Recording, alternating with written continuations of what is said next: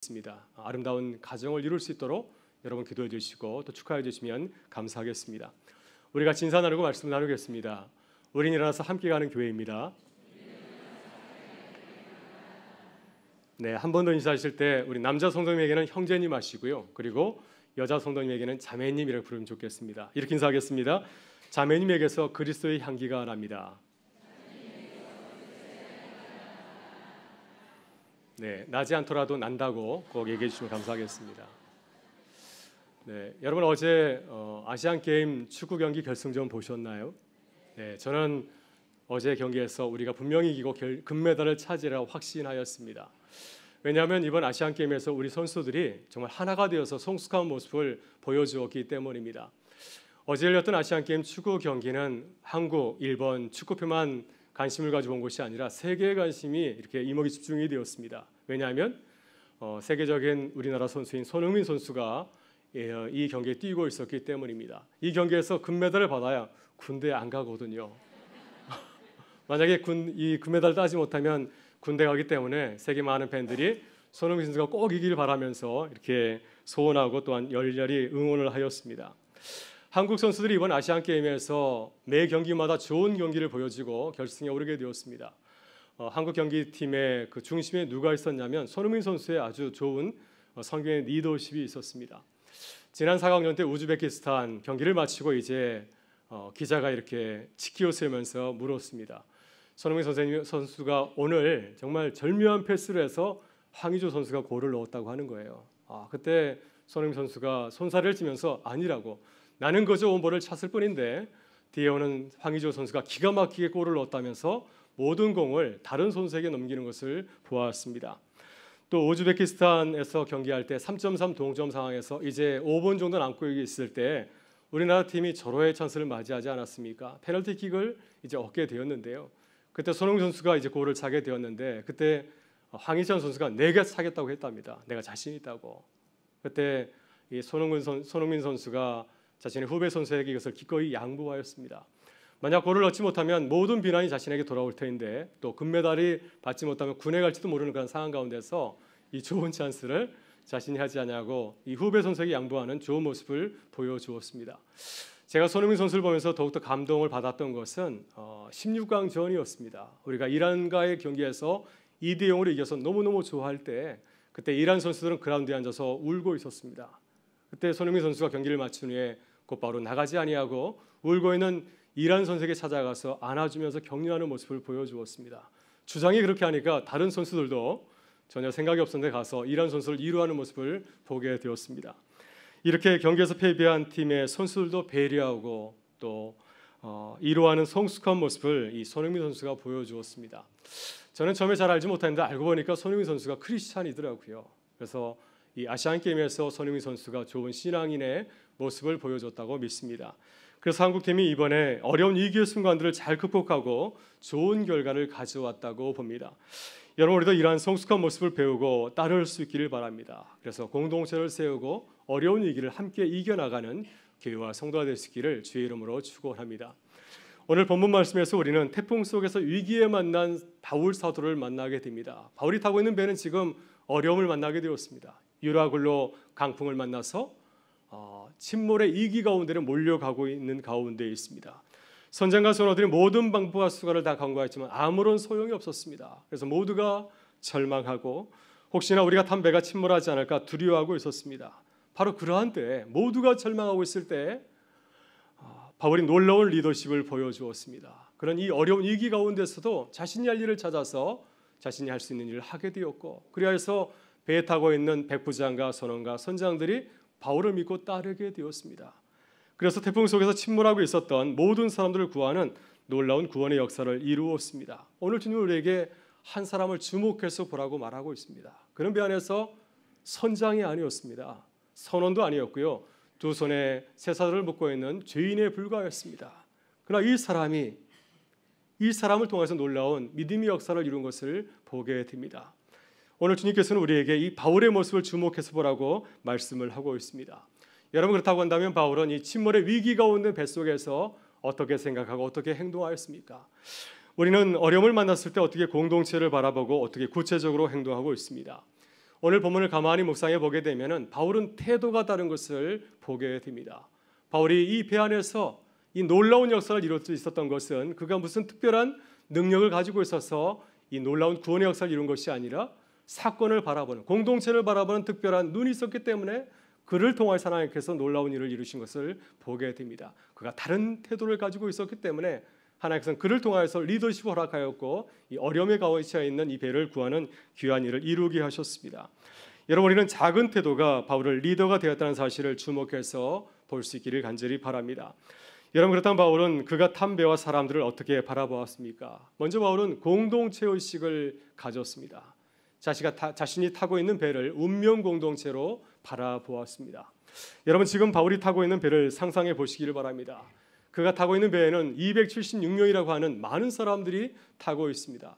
이 배를 항해하고 있는 선장과 선원들도 있고, 지금 바울을 로마에까지 압송하고 있는 로마 군대 백부장인 율리오와 어떤 병사들도 있습니다. 그럼 많은 사람들이 이 배를 타고 있습니다. 그 아이들은 바울에게 아무런 상관이 없는 자들이죠. 바울은 지금 자신이 이제 로마에 가 살 일을 생각하면 머리가 아플 지경입니다. 그리고 지금 그는 손과 발이 묶여 있는 상태 가운데 있으니 얼마나 몸이 지치고 힘들겠습니까? 그가 누구를 케어할 수 있는 그런 상황이겠습니까? 그가 남을 돌아본다고 하는 것은 오히려 자신의 주제를 파악하지 못하는 그런 일이 아니겠습니까? 그러나 바울은 공동체의 위기를 만났을 때 이것을 남의 문제로 돌리지 아니하였습니다. 이것을 나의 문제를 알고 내가 타고 있는 배와 사람들을 위해서 간절히 기도하였습니다. 그래서 하나님께서 그에게 위로의 말씀을 전할 때 그 말씀을 듣고 깨닫게 되었습니다. 하나님께서 그에게 어떤 말씀을 하셨습니까? 바울아, 두려워하지 말라. 너는 로마 황제 앞에 서게 될 것이다. 너와 모든 사람들이 함께 구원을 얻게 될 것이라며 분명히 말씀하였습니다. 그때 바울은 주님이 주신 말씀을 나만 간직한 것이 아니라 즉시 모든 사람들에게 알렸습니다. 하나님께서 나를 이루어하기 위해 준 것이 아니라 이 말씀은 이 배에 타고 있는 모든 사람을 이루어하기 위해서 나에게 주신 말씀이라 생각할 것입니다. 그래서 이 말씀을 기쁘게 전하였습니다. 그러나 그가 이 말씀을 전한다고 한다면 사람들이 그의 말을 들으려고 하겠습니까? 선장도 아니고 백부장도 아니고 또 손에 쇠사슬을 차고 있는 그러한 제수의 말을 누가 들으려고 하겠습니까? 어쩌면 그의 말을 듣고 사람들이 그에게 해코지를 할 수도 있지 않겠습니까? 그러나 그는 자신에게 주셨던 이 말씀이 모든 사람에게 주시는 말씀이라 믿고 이 사실을 기쁘게 전하였습니다. 여러분, 안심하십시오. 내가 어제 저녁에 기도했는데 내가 믿는 하나님께서 우리가 안전할 것이라고 말씀하였습니다. 우리는 반드시 살아남을 것입니다. 그러니 두려워하지 마십시오. 이렇게 바울은 276명을 남으로 생각하지 아니하고 내가 도울 사람이라고 바라보았습니다. 내가 지금 타고 있는 배를 운명 공동체라 생각하였고 내가 이 배를 위해서 무엇을 할 수 있을까 찾아보았습니다. 그래서 내가 할 수 있는 일을 최선을 다해서 감당을 하였습니다. 그래서 하나님께서 기도할 때 하나님께서 나에게 은혜의 말씀을 주셨을 때 이 말씀을 모든 사람들에게 알려서 사람들이 안심하고 평안할 수 있도록 이렇게 길을 인도하였습니다. 그럴 때 하나님께서 바울을 통하여서 위기를 극복하는 공동체로 거듭나게 하셨습니다. 여러분, 이렇게 공동체가 어려움을 만났을 때 우리가 어떤 마음을 가지고 있느냐가 매우 중요합니다. 민수기 13장을 보게 되면 이스라엘 백성들이 이제 출애굽의 역사를 경험하고 가나안 땅에 이르게 되었습니다. 그때 그들은 그 땅에 직접 들어가지 아니하고 먼저 그 땅이 어떠한 땅인지를 알아보기 위해서 12명의 정탐꾼을 보내게 되었습니다. 12명의 정탐꾼이 가져온 정보는 어떤 내용이었습니까? 가나안 사람들보다 훨씬 더 힘이 세고 그 땅은 우리를 삼킬 땅이라고 하였습니다. 우리가 도저히 그 땅을 정복할 수 없다고 하는 결론을 제시를 하였습니다. 그때 이스라엘 백성들은 이 심각한 위기상을 맞이해서 어떻게 해야 하였습니까? 지도자 모세를 중심으로 이 문제를 해결하기 위해서 모두 뜻을 모아야 되는 것이 아니겠습니까? 모두가 자신의 생각을 내려놓고 공동체를 위해서 먼저 생각하고 행동해야 하였습니다. 그러나 이스라엘 백성들은 각자 자신의 생각만 내세우고 리더십을 신뢰하지 아니하였습니다. 그래서 출애굽 놀라운 역사를 이룬 지도자 모세와 아론을 죽이고 새로운 지도자를 세워서 다시 애굽의 노예 생활로 돌아가려고 하였습니다. 이렇게 공동체가 하나 되지 못할 때 그들은 분열되고 가나안 땅에 들어갈 수가 없었습니다. 그로부터 40년이 지난 후에 이스라엘 백성들은 다시 가나안 땅 앞에 서게 되었습니다. 여호수아 1장을 보게 되면 이스라엘 백성들은 이제 하나가 되어서 그 땅에 들어가게 되는 것을 보여줍니다. 여호수아가 모든 이스라엘 백성들이 물었습니다. 나와 내 집은 여호와를 섬기겠느라. 여러분은 어떻게 하겠습니까? 그때 이스라엘이 여호수아에게 이렇게 대답하였습니다. 당신이 우리에게 명령하신 것을 우리가 다 행할 것이요 당신이 우리를 보내시는 곳에 우리가 가리이다. 이스라엘 백성들이 여호수아를 중심으로 뜻을 하나로 모을 때 그들은 가나안 땅에 들어가서 그 땅을 정복하고 차지할 수가 있었습니다. 여러분, 이스라엘이 강력한 가나안의 요새였던 여리고성을 무너뜨렸던 비결이 어디 있습니까? 여호수아를 중심으로 하나 되었기 때문이었습니다. 여호수아를 중심으로 하나님의 말씀에 순종하였기 때문이었습니다. 하나님께서 여호수아를 통해서 들려주신 말씀은 어떤 내용이었습니까? 너희들이 매일같이 여리고성을 한 바퀴 돌라고 하는 것입니다. 6바퀴를 돌고 마지막 바퀴를 7일째 7바퀴를 돈 다음에 큰 소리를 지르면 그 성이 무너질 것이라고 말씀하였습니다. 여러분, 군사적 입장에서 볼 때 얼마나 어리석은 생각입니까? 과연 이것이 통하는 생각이겠습니까? 그러나 이스라엘 백성들은 자신의 생각이나 의견을 내세우지 아니하고 그 말씀에 순종하였습니다. 온 백성이 지도자 여호수아를 믿고 따라갈 때 그들은 여리고성을 정복하였고 놀라운 승리의 계가를 부를 수가 있었습니다. 여러분, 교회는 운명 공동체입니다. 우리는 하나입니다 라고 하는 이 공동체 의식을 가져야 됩니다. 교회가 어려울 때 내가 공동체를 위해서 무엇을 할 수 있을까를 물어야 됩니다. 그리고 공동체를 위해서 내가 할 수 있는 일을 감당하려고 최선을 다해야 됩니다. 이렇게 교회가 하나 될 때 위기를 잘 극복하고 주님의 뜻을 이루는 교회로 서가게 될 줄 믿습니다. 다음으로 바울은 동역자 의식을 가졌습니다. 다시 말해서 나만 소중하게 생각한 것이 아니라 모든 사람을 다 소중하게 바라보았습니다. 모든 사람을 함께 주님의 교회를 이루어가는 동역자로 바라보았다고 하는 것입니다. 여러분, 본문 27절을 보게 되면 바울이 태풍을 만난 지 14일 되었다고 말하고 있습니다. 하루 이틀도 아니고 큰 바다에서 14일 동안 태풍에 시달렸으니 얼마나 몸과 마음이 지치겠습니까? 제가 오늘 전에 대학 졸업여행을 한류스로 갔습니다. 그때 배를 타게 되었는데요. 제가 배멀미를 했습니다. 다 토하고 어지럼증에 이렇게 자리에 누워 있었습니다. 제 손은 오직 하나, 빨리 육지에 닿는 것이었습니다. 빨리 배에서 내리는 것, 그것이 나의 큰 소원이었습니다. 너무 어지럽다 보니까 남을 케어할 수 있는 그런 여유가 없었고요. 오직 나만 생각하고 또 생각하였습니다. 여러분, 지금 바울 사도도 그렇지 않습니까? 유라굴로 강풍으로 인해서 14일 동안 시달렸으니 그가 남을 케어할 처지겠습니까? 바울도 남을 돌아볼 여유가 전혀 없었을 것입니다. 자신의 지친 몸도 간수하기가 어려운 지경에 있지 않았을까요? 그 배에 타고 있는 모든 사람이 그랬을 것입니다. 276명 모든 사람이 다 자기 자신만 생각하고 있지 않았겠습니까? 그래서 그때 선원들도 태풍 속에서 자기 자신만 생각하고 도망치려고 하였습니다. 그들은 뱃사람의 본능을 가지고서 배가 점점점 육지로 가까워져 가고 있다는 사실을 알게 되었습니다. 그래서 그들은 배에 고물로 가서, 고물은 배 뒷부분을 말하고 이물은 배 앞부분을 말합니다.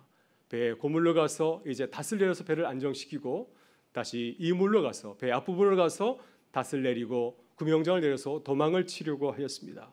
왜냐하면 곧 암초에 걸려서 배가 파산될지 모른다고 생각하였기 때문이었습니다.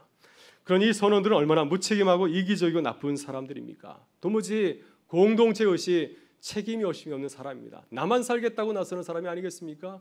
이런 사람이 어떻게 배에 필요한 사람이겠습니까? 그런데 바울은 이렇게 배를 버려두고 도망치려는 무책임한 선원들에게 어떻게 하였습니까? 31절을 보게 되면 바울은 백부장에게 이렇게 당부하고 있습니다. 우리가 한번 읽어보겠습니다. 바울이 백부장과 군인들에게 이르되 이 사람들이 배에 있지 아니하면 너희가 구원을 얻지 못하리라 하니 아멘. 네, 바울은 선원들이 도망치는 것을 내버려 두지 않았습니다. 이런 무책임한 사람들 있으나 마나하지 차라리 도망치는 게 낫겠다면서 그들의 도망을 그냥 내버려 두지 아니하였습니다. 오히려 백부장에게 이렇게 말하였습니다. 이 사람들이 배에 있지 아니하면 너희가 구원을 얻지 못하리라. 여러분, 무슨 말씀입니까?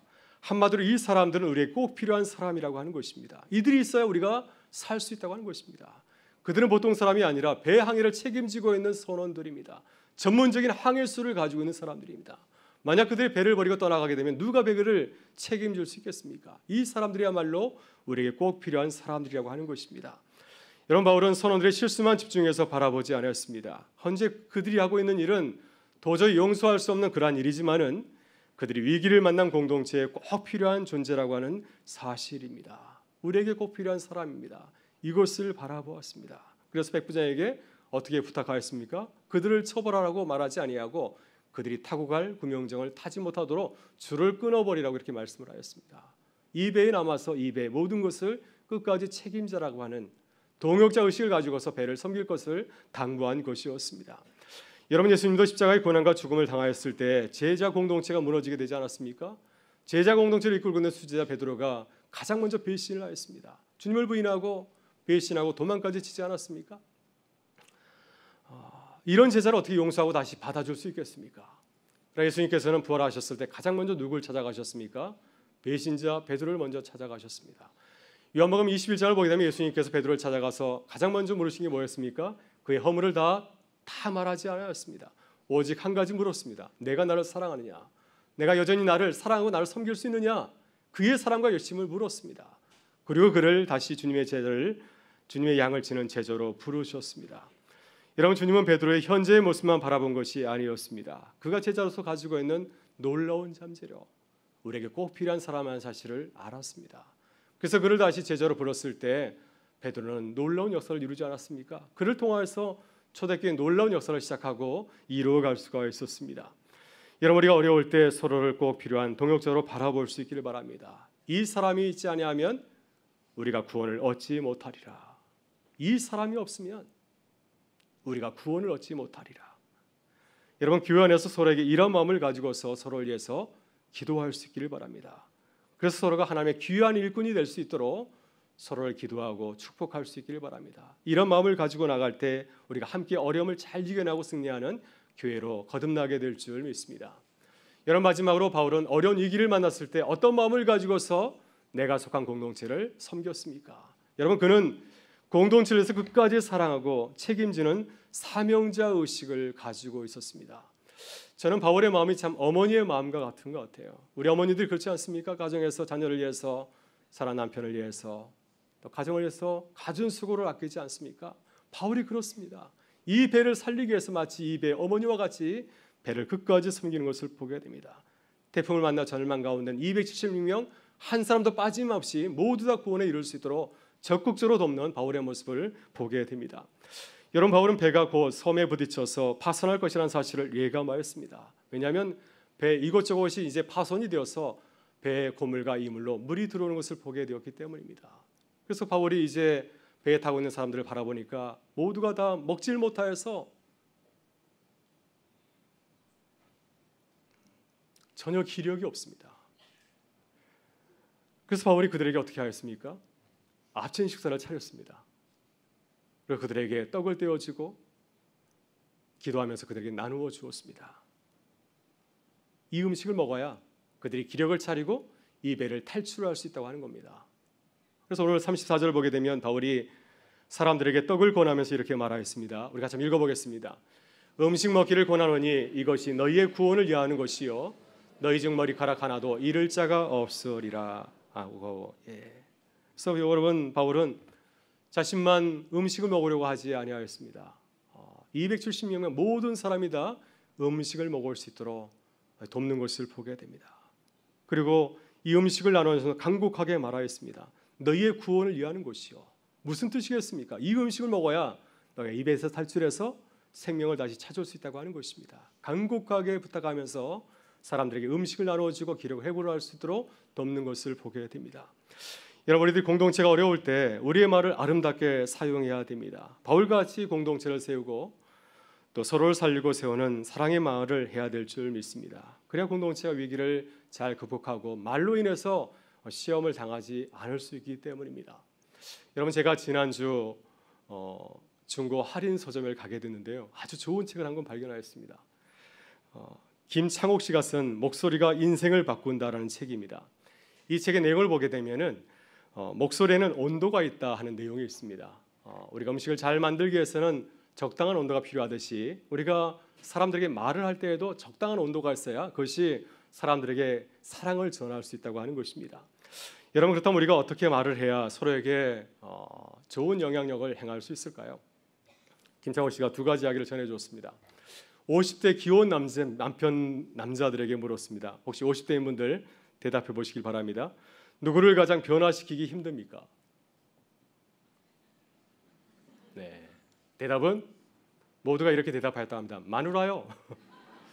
네, 직속상관이나 부하 직원이 아니라 마누라가 가장 변화시키기 힘들다. 아마 아내들에게 물었다고 한다면 우리 남편이요 이렇게 대답했을 것 같아요. 모 방송국에서 어버이날을 맞이해서 100년 해로하신 할아버지 할머니를 모시고 특별한 행사를 가졌습니다. 그 코너 가운데 하나가 할아버지 할머니가 서로 묻고 대답하는 릴레이 퀴즈 시간이 있었습니다. 할아버지가 할머니에게 먼저 물었습니다. 당신과 내 사이는? 할머니가 대답하였습니다.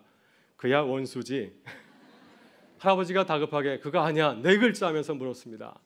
그때 할머니가 이렇게 대답하였다고 합니다. 아, 넉자? 평생 원수. 네, 정답은 뭐였을까요? 정답은 천생연분이었습니다. 여러분, 이 이야기는 안타깝게도 우리들의 이야기를 반영을 하고 있습니다.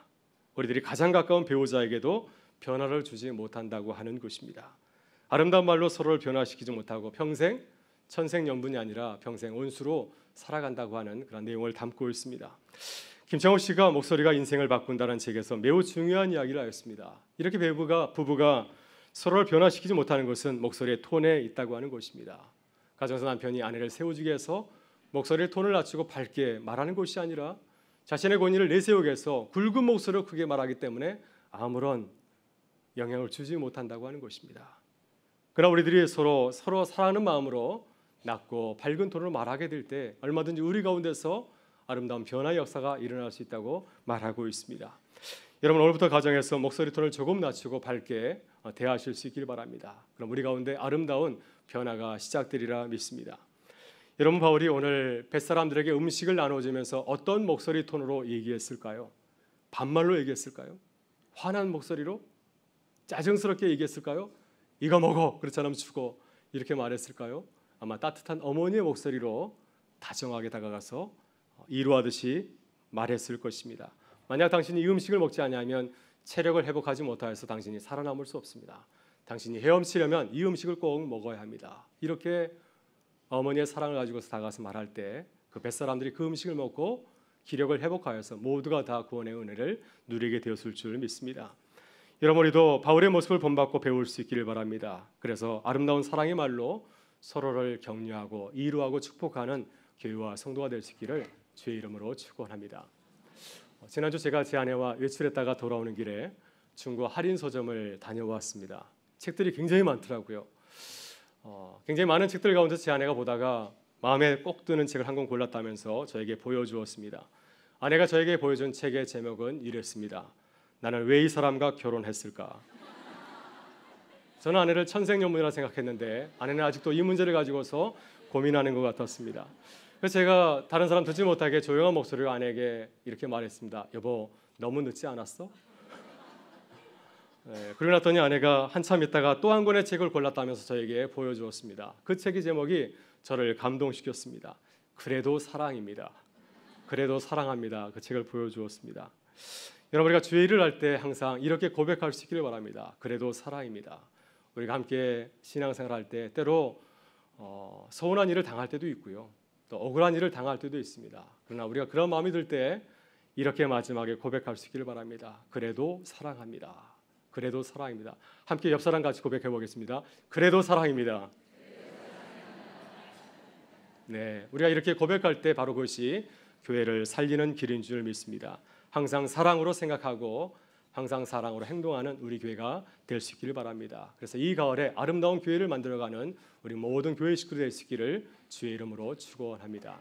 우리 다 같이 일어나셔서 함께 찬양하며 나아가겠습니다.